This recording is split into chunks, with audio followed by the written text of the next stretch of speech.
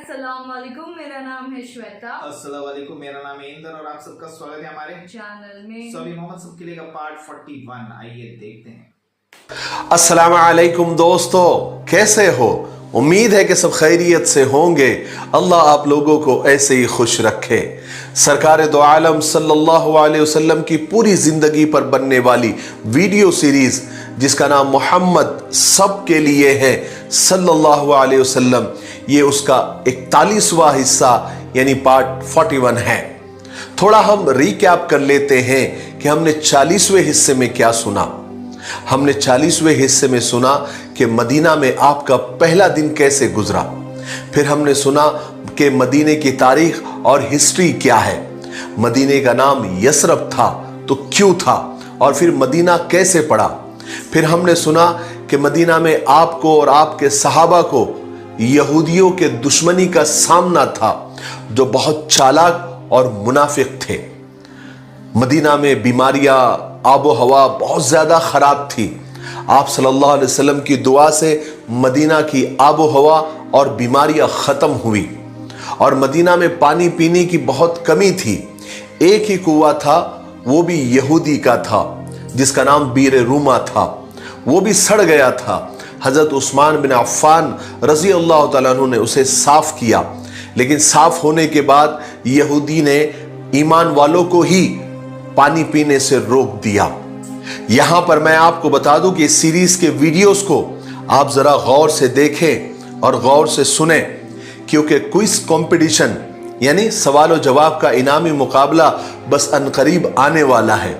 अगर आपको ऐसा लगता है कि इसमें से कुछ पॉइंट्स नोट करने जैसे हैं तो आप उसे जरूर नोट कर लें, ताकि जब क्विज कंपटीशन शुरू हो तो उसमें ये सारे नोट्स आपके काम आए। ठीक है, चलिए आगे बढ़ते हैं। जब मुसलमानों को पानी की तकलीफ बहुत ज्यादा बढ़ गई तो रसूल पाक सल्लल्लाहु अलैहि वसल्लम ने एक बार फिर सहाबा को बुलाया और उनसे फरमाया कि तुम में से कोई ऐसा है जो ये बीर रूमा यानी कुआं खरीद कर ईमान वालों को वक्फ कर दे, उसके बदले में अल्लाह के यहां उसे जन्नत मिलेगी। इस दफा भी हजरत उस्मान रज़ी अल्लाह तआला के हिस्से में ये सादत आई। वो आगे आया और अर्ज किया, या रसूल अल्लाह, मैं इसके लिए हाजिर हूं। उसके बाद हजरत उस्मान रज़ी अल्लाह तआला अन्हु ने यहूदी मालिक यानी उस कुएं के मालिक से बात की। उसने जरूरत को देखकर कुएं की कीमत बढ़ा चढ़ा कर मांगी, लेकिन हजरत उस्मान रज़ी अल्लाह तआला अन्हु ने अल्लाह उसके रसूल की खुशनुदी हासिल करने के लिए कीमत की कोई परवाह नहीं की, बल्कि यहूदी के मुंह मांगी कीमत पर उस कुएं को खरीद लिया और ईमान वालों को वक्फ कर दिया। गर्ज के मदीना पहुंचने के बाद मुहाजिर सहाबा के रहने सहने के इंतजाम करने के बाद अल्लाह के रसूल सल्लल्लाहु अलैहि वसल्लम के सामने जो सबसे बड़ा मसला था वो यहूदियों की दुश्मनी, उनकी मुनाफिकत, उनके दोगलेपन और उनके धोखेबाजी से था। मदीना में रसूल पाक सल्लल्लाहु अलैहि वसल्लम के सामने क्या बड़े बड़े मसाइल थे, क्या बड़े बड़े प्रॉब्लम थे, आइए सबसे पहले वो जानते हैं। आप सल्लल्लाहु अलैहि वसल्लम के सामने 4 तरह की कौमें थी जिनके मसाइल अलग थे, जिनके प्रॉब्लम्स अलग थे। सबसे पहले वो लोग जो मक्का में आप पर ईमान ले आए यानी मुहाजिर सहाबा जो मक्का से मदीना हिजरत करके आए थे। मुहाजिर सहाबा अपना सब कुछ छोड़ छाड़ कर लुट पीट कर मदीना आए थे। अपनी जमीन जायदाद माल और दौलत उन्होंने सब मक्का में ही छोड़ दिया था। अभी ना उनके पास ना रहने की सहूलत थी, ना ढंग से कोई कमाई का जरिया था, ना उनके पास और दीगर जरूरियात की चीजें थी। और फिर मुहाजिर सहाबा की दिन ब दिन तादाद बढ़ती जा रही थी, उनके आंकड़े बढ़ते जा रहे थे, क्योंकि साफ ऐलान था कि जो अल्लाह उसके रसूल पर ईमान रखता है वो हिजरत करके मदीना आ जाए। इसलिए जो भी ईमान लाता था और जिनको ईमान लाना होता था वो मक्का से मदीना हिजरत करके आ जाता था। इसलिए मुहाजिर सहाबा की तादाद और उनका आंकड़ा बढ़ता जा रहा था, और साथ ही साथ उनके जो मसाइल थे, उनके जो प्रॉब्लम्स थे वो भी बढ़ते जा रहे थे, जो मैंने अभी जिक्र किया। तो ये सबसे बड़ा मसला अल्लाह के रसूल सल्लल्लाहु अलैहि वसल्लम के सामने ये था। दूसरी कौम अंसारी सहाबा की थी जो मदीना के ही थे, मदीना के मकामी थे, रहवासी थे। उनकी आपस की ही दुश्मनियां अभी तक पूरी तरह से खत्म नहीं हुई थी। तीसरे, मदीना के बुत परस्त थे जो अभी तक ईमान नहीं लाए थे। और चौथे, यहूदी थे जो अपने सीनों में हुजूर पाक सल्लल्लाहु अलैहि वसल्लम और ईमान वालों के लिए कमीनापन, अदावत, दुश्मनी छुपाए हुए थे और मुनाफिक बनकर, यानी दोगले बनकर ईमान वालों को धोखा दे रहे थे। असल में यहूदियों की हिस्ट्री और तारीख ऐसी थी कि ये लोग अरबी नहीं थे, यानी अरब के नहीं थे। ये लोग रूम के जुल्म और जबर से परेशान होकर अरब में आकर बसे थे। कुछ मक्का में, कुछ मदीना में, कुछ दूसरे इलाकों में पनाह लिए हुए थे। असल में यहूद इब्रानी थे, लेकिन अरब में रहने की वजह से उनका रहन सहन, वज़ाक़ता, तहजीब अरबों जैसी हो गई थी। यहां तक कि उनके खुद के नाम, उनके कबीलों के नाम अरबी हो गए थे। यहां तक कि अरबों में शादी ब्याह के रिश्ते भी कायम हो गए थे। लेकिन यहूदियों में अभी तक नस्लवाद और जातिवाद और नस्ली असबियत अभी तक बाकी थी। वो अपने इसराइली होने पर फख्र करते थे और अरबों को हकीर और जलील समझते थे। उन्हें उम्मी कहते थे और उनके नजदीक उम्मी का मतलब अनपढ़, अछूत, वहशी और जाहिल वगैरह। उनका अकीदा यह था कि अरबों का माल और उनकी जायदाद उनके लिए हलाल है, चाहे फिर जैसा भी खाओ, अल्लाह के यहां उसका हिसाब किताब नहीं होगा। और यहूदियों के पास मजहब के नाम पर जो ले दे के पूंजी बची हुई थी वो ये थी फाल निकालना, लोगों का भविष्य बताना, जादू करना, झाड़ फूक करना, तावीज गंडे करना। इन्हीं चीजों की वजह से वो अपने आप को पेशवा समझते थे। यहूदियों के 3 मशहूर कबीले थे, बनु कैनुका, बनु नजीर और बनु कुरैजा। ये जो मदीना में रहते थे या मदीना के आसपास ये लोग बसते थे। जिस वक्त रसूल अल्लाह सल्लल्लाहु अलैहि वसल्लम मदीना में तशरीफ लाए तो जहां अंसारियों ने, यानी अंसारी सहाबा ने आपका जानो माल से इस्तकबाल किया, वेलकम किया, यहूदी भी उनके साथ मिलकर आप सल्लल्लाहु अलैहि वसल्लम को खुश आमदीद और वेलकम कहने में किसी से पीछे नहीं रहे। लेकिन फर्क यह था कि अंसारी सहाबा तो अल्लाह उसके रसूल की मोहब्बत में आप सल्लल्लाहु अलैहि वसल्लम के लिए आंखें बिछा रहे थे और यहूदियों का ख्याल ये था, वो इसलिए खुश हो रहे थे कि खुदा के इस रसूल के साथ मिलकर हम अरबों पर गलबा हासिल कर लेंगे, यानी उनको अपना गुलाम बना लेंगे। इस वक्त तक यहूदी अपना सबसे बड़ा दुश्मन ईसाइयों को समझते थे। यहूदी रसूल पाक सल्लल्लाहु अलैहि वसल्लम को अपने साथ मिलाने का जो ख्वाब देख रहे थे, उसकी एक वजह यह थी, वो ये कि यहूदियों के मजहबी किताब तौरात में आप सल्लल्लाहु अलैहि वसल्लम के दुनिया में तशरीफ लाने की खबरें मौजूद थी, जिसको वो सब जानते थे और उनके मजहबी पेशवाओं ने उन्हें बता रखा था कि खुदा का एक नबी जाहिर होने वाला है जिसका नाम मोहम्मद सल्लल्लाहु अलैहि वसल्लम होगा। ये लोग आपकी सिफात और आपके जाहिर होने का इंतजार कर रहे थे और ये लोग बड़े यकीन के साथ कहा करते थे कि हम उस नबी का साथ देंगे और वो हमारे दीन की तबलीग करेगा और हम उनके साथ चलेंगे, वो हमारे साथ चलेगा। मदीना के जो 2 बड़े कबीले थे, औस और खजरज, जो हमने आपको पहले इनकी डिटेल बता दी थी, ये बुत परस्त थे। जब भी इनके अंदर झगड़ा होता था तो यहूदी उनको डराया करते थे और कहा करते थे कि एक नबी जाहिर होने वाला है, तुम हमारे साथ झगड़ा मत करो, हम पर जुल्म मत करो, क्योंकि जो नबी जाहिर होने वाला है हम उन पर ईमान ले आएंगे और उस नबी के साथ मिलकर और हम अल्लाह की मदद से तुमको पिछली कौमों की तरह तहस नहस, तबाह और बर्बाद कर देंगे। इससे औस और खजरज डर जाया करते थे। और फिर आप सल्लल्लाहु अलैहि वसल्लम ने मक्का में अपने नबूवत का ऐलान फरमाया, यानी अपने नबी होने का ऐलान फरमाया और जल्दी ये खबर मदीना भी पहुंच गई। यहूदियों को भी मालूम हो गया कि नबी आ गए, ظاہر ہو گئے، ان کا ظہور ہو گیا، جس کی آنے کی پیشن گوئیاں ہماری کتابوں میں موجود ہے، جن کی خبر حضرت موسیٰ علیہ السلام کے وقت سے ہمارے بزرگ، ہمارے عالم، ہمارے راہب ہم کو اور لوگوں کو دیتے آئے ہیں، مگر ابھی وہ اس خوشخبری پر خوش بھی ہونے نہیں پائے تھے کہ انہیں یہ باتیں معلوم ہو گئی کہ آپ صلی اللہ علیہ وسلم جو تعلیم دے رہے ہیں وہ کچھ الگ ہے۔ انہیں بڑا تعجب ہوا، کیونکہ ان کا یہ خیال تھا کہ جو نبی آخری ظاہر ہوں گے وہ دنیا کو یہودی مذہب کی تبلیغ کریں گے، یعنی یہودیت کی طرف لوگوں کو بلائیں گے۔ اور پھر کچھ ہی دنوں میں انہوں نے دیکھا کہ اوس اور خزرج کے لوگوں نے آپ صلی اللہ علیہ وسلم پر ایمان لانا شروع کر دیا، آپ کی پیروی اختیار کرنی شروع کر دی اور اسلام کو پھیلانا بھی شروع کر دیا، اور پھر وہ ایمان لے کر مدینہ میں بھی آ گئے اور گھر گھر جا کر لوگوں کو اسلام کی طرف بلانا شروع کر دیا۔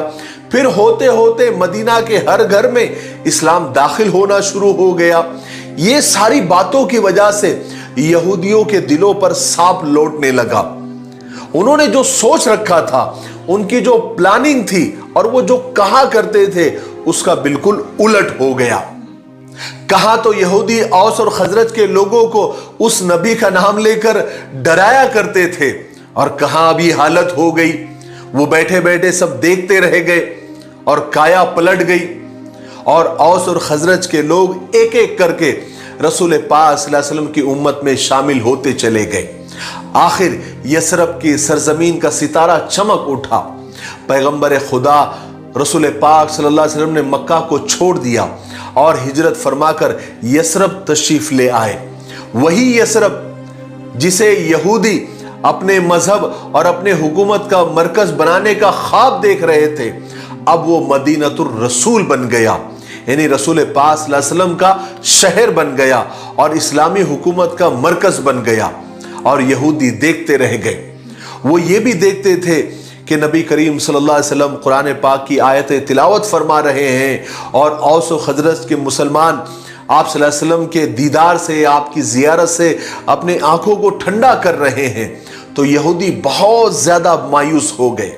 انہوں نے سمجھ لیا کہ ہماری امیدیں غلط تھی، حالانکہ وہ جانتے تھے کہ محمد صلی اللہ علیہ وسلم ہی وہی نبی ہے جن کا ذکر ہماری کتابوں میں ہے۔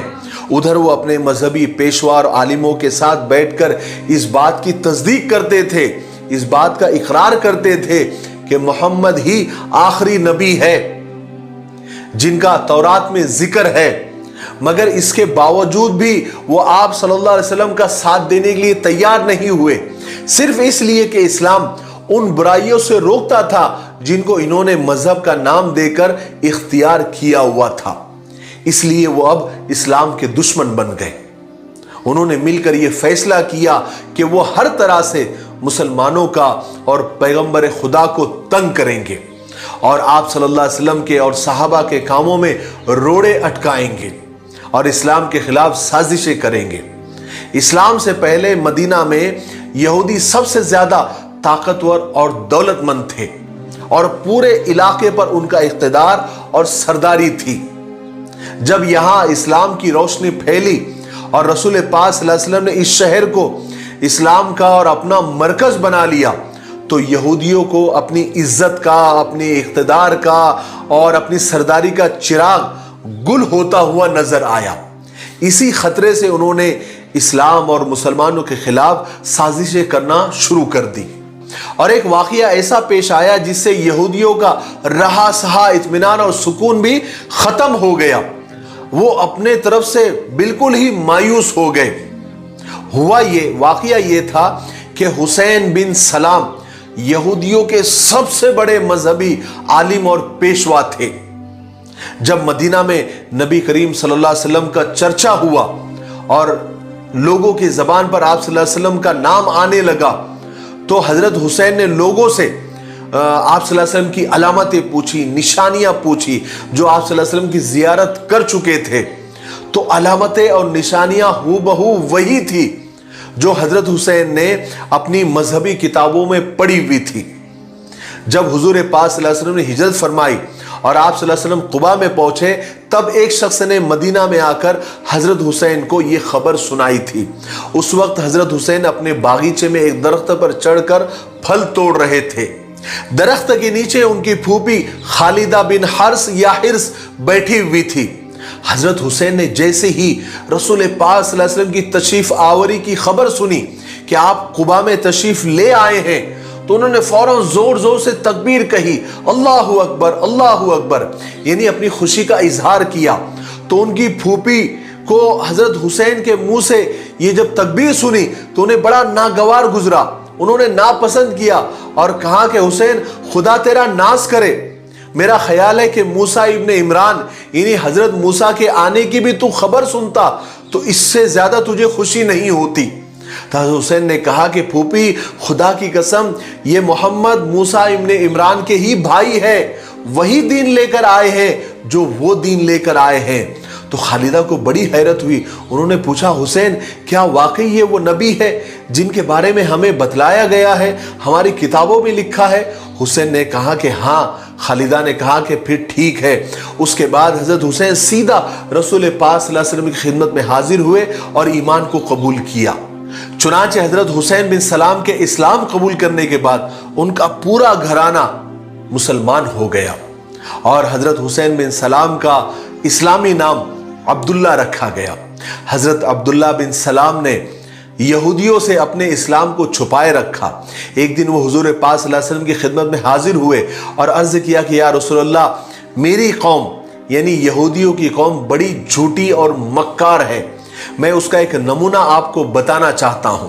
میں چاہتا ہوں کہ آپ مجھے اپنے کمرے میں اپنے گھر میں کسی جگہ چھپا دیں، پھر یہودیوں کو بلا کر میرے بارے میں سوال کیجئے کہ وہ مجھے کیسا سمجھتے ہیں، میرے بارے میں ان کا کیا خیال ہے، لیکن میرے اسلام لانے کے بارے میں انہیں کچھ نہ بتانا۔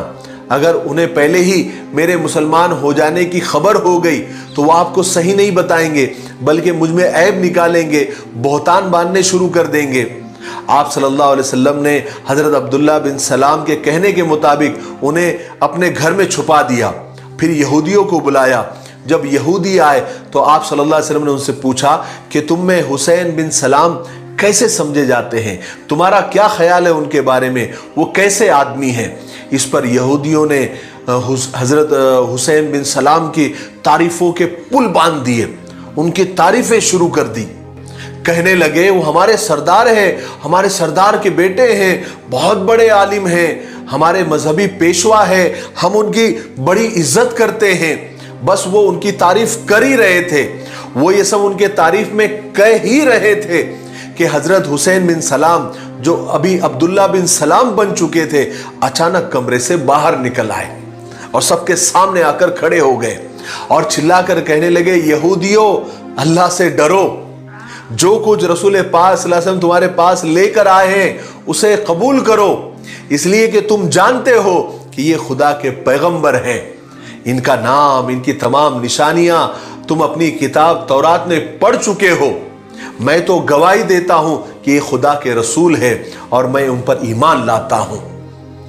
اس پر سارے یہودی جو ابھی تک ان کی تعریف کر ہی رہے تھے اچانک پلٹ گئے، ایک دم بگڑ گئے، گرگٹ کی طرح رنگ بدل دیا اور کہنے لگے نہیں نہیں، یہ تو بہت جھوٹا ہے، یہ تو بہت مکار ہے، یہ تو ایسا ہے، یہ تو ویسا ہے، طرح طرح کے عیب نکالنے لگ گئے۔ یہ دیکھ کر حضرت عبداللہ بن سلام نے رسول پاک صلی اللہ علیہ وسلم نے عرض کیا یا رسول اللہ، میں نہ کہتا تھا یہ بڑے جھوٹے ہیں، بڑے مکار ہیں، انہیں رنگ بدلنے میں وقت نہیں لگتا، اس کا نمونہ آپ نے دیکھ لیا، یہ کبھی بھی کسی بھی وقت رنگ بدل سکتے ہیں کیونکہ یہ بہت جھوٹے ہیں، بہت بڑے مکار ہیں۔ اس کے بعد حضرت عبداللہ بن سلام نے اپنے گھر والوں کے مسلمان ہو جانے کا اعلان کر دیا اور حضرت حسین بن سلام کے ایمان لانے کے بعد جو کہ بہت بڑے یہودیوں کے سب سے بڑے پیشوا تھے، یعنی سب سے بڑے مذہبی رہنما تھے، ان کے اسلام لانے کے بعد یہودیوں میں بہت زیادہ یعنی بہت ہی زیادہ غم اور غصہ پھیل گیا اور حضرت عبداللہ بن سلام کے اسلام لانے کے وجہ سے بہت سارے معزز یہودی یعنی بڑے بڑے یہودیوں نے اسلام کو قبول کر لیا۔ जिन में सालबा बिन सईद, उसैद बिन सईद और असद बिन उबैद रजी अल्लाह तआला अन्हु शामिल थे। चूंकि यहूदी रसूल पाक सल्लल्लाहु अलैहि वसल्लम के साथ मुआहिदा और एग्रीमेंट कर चुके थे, इसलिए वो चुपके मुसलमानों के और ईमान वालों के खिलाफ साजिशें किया करते थे। मगर अब ये मुसलसल झटकों की वजह से वो झुंझला उठे थे। उन्होंने उस मुआहिदे, उस एग्रीमेंट का भी कोई ख्याल नहीं किया, न वो अपने कौल और करार पर कायम रह सके, बल्कि अब वो खुलकर सामने आ गए। जैसे सांप केचली से बाहर आ जाता है, यहूदी भी अपनी केचली से बाहर आ गए। उन्होंने रसूल पाक सल्लल्लाहु अलैहि वसल्लम की बातों को झुटलाना शुरू कर दिया, आप सल्लल्लाहु अलैहि वसल्लम के साथ लड़ना और झगड़ना शुरू कर दिया। अब तो उन्हें इस्लाम से और रसूल पाक सल्लल्लाहु अलैहि वसल्लम के नाम से चिढ़ हो गई थी। हालांकि हकीकत ये थी कि वो सब कुछ जानते थे, उनके आलिम भी सब कुछ जानते थे, वो लोग भी ये बात को जानते थे कि यही मोहम्मद अल्लाह के सच्चे रसूल है सल्लल्लाहु अलैहि वसल्लम, जिनका हमारे बुजुर्ग सदियों से इंतजार करते आए हैं। आज के लिए इतना काफी है, इसलिए अब हम यहीं पर रुकते हैं, क्योंकि वीडियो अब ज्यादा लंबा हो रहा है। आने वाले 42वें हिस्से में यानी पार्ट 42 में हम यहूदियों की साजिशों के बारे में ही सुनेंगे। आगे एक बहुत बड़ी मुसीबत, एक बहुत बड़ी आफत आप सल्लल्लाहु अलैहि वसल्लम का और सहाबा का इंतजार कर रही थी, और एक बहुत बड़ा मुनाफिक, एक बहुत बड़ा दोगला उभर के सामने आया, जिसने इस्लाम को, मुसलमानों को और आप सल्लल्लाहु अलैहि वसल्लम को दिली तकलीफ दी, बड़े बड़े धोखे दिए। उसके बारे में इंशाअल्लाह हम कल सुनेंगे। तब तक आप थोड़ा इंतजार करें और इस सीरीज के वीडियोस को आप ज्यादा से ज्यादा शेयर करें, लाइक करें और अच्छे अच्छे कमेंट्स करें। और आप मुझे ये भी बताइए कमेंट बॉक्स में, आज ये भी बताइए कि आप कौन ऐसा है आप लोगों में जिन्होंने अभी तक यानी ये 41 वाला वीडियो पूरा देखा है, एक से लेकर अभी तक, ताकि मुझे मालूम तो पड़े कि कितने लोग ऐसे हैं जो ये सीरीज के पूरे वीडियोस को कंटिन्यू देख रहे हैं। ठीक है, मैं आपके कमेंट्स का इंतजार कर रहा हूं। तब तक मेरे लिए, पूरी उम्मत के लिए और पूरी इंसानियत के लिए खैर और भलाई की दुआ करते रहें। अस्सलामु अलैकुम व रहमतुल्लाहि व बरकातुहू।